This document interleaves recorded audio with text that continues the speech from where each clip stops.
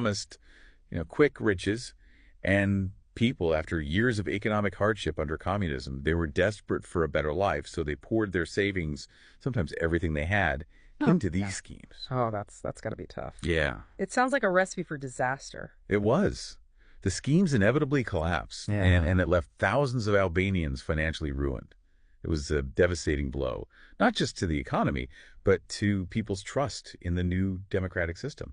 It's heartbreaking, but it also speaks to the desperation people must felt at that time, trying to navigate such a turbulent period. For sure. It's a reminder that the transition from one system to another is rarely a straight line. Right. There are often, unintended consequences, setbacks, and even outright tragedies along the way.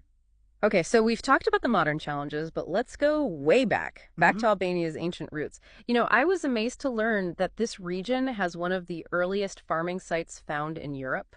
Wow. That really puts things into perspective. It does. It suggests that, people have been living on and cultivating this land for thousands of years, long before, the rise and fall of empires that we often read about. And even before the farmers, there were the Illyrians. The Illyrians, tell me more about them. So the Illyrians were an ancient people group, and they inhabited a lot of what we now call Albania. Okay. And while their history is a little mysterious, we know they were a distinct group with their own language and cultural practices.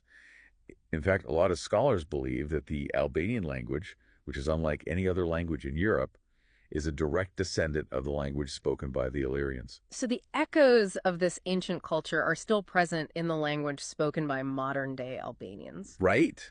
That's incredible. It is. It shows how deeply rooted Albanian culture is in this land, going back to, a time long before the Roman Empire or the Ottoman Empire or any of the other powers that have shaped the region. When I think of Albania's history, one figure always comes to mind. Skanderbeg. He's Yeah. considered a national hero, right? He is. Skanderbeg, whose real name was Gökçe Kastrioti, was an Albanian nobleman who led a resistance against the Ottoman Empire in the 15th century. He was a fascinating figure, a brilliant military strategist, and he managed to hold off the Ottomans for decades, which earned him the nickname the Dragon of Albania. It sounds like he was a symbol of defiance against, overwhelming odds. Yeah. Did he ultimately succeed in pushing back the Ottomans? Sadly, no.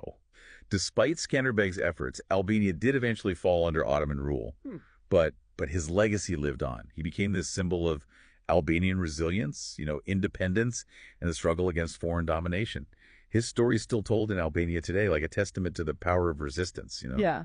the spirit of the Albanian people. It's so fascinating how these historical figures become almost mythical, They embody